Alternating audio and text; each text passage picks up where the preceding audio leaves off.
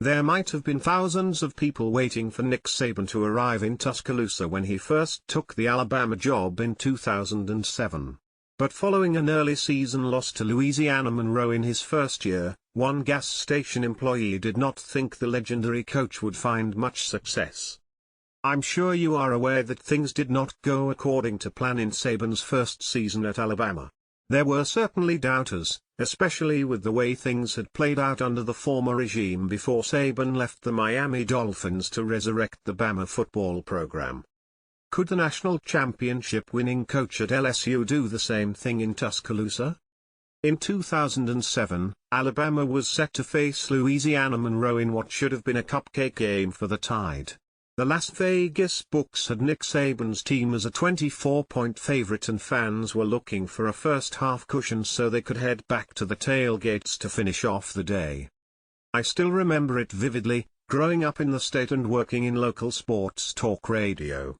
All it took was one bad performance to have the fan base second-guessing if this hire was going to be successful in the long term. What should have been more like an exhibition game turned into a stunning 21-14 loss to the Warhawks from the Sun Belt Conference. What transpired following the game for Nick Saban made the loss even worse for the Alabama head coach. He recently retold the story at a speaking engagement. The first year we were at Alabama, we lost to ULM. You may not even know what that stands for, University of Louisiana Monroe.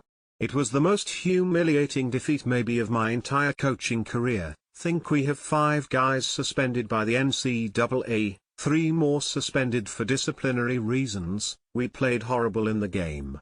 I was almost ashamed at how we represented the university and the program. When you're the coach, you have to go into the locker room after the game and try to inspire your guys. Then you have to go to the press conference and try to explain to people why you played so poorly.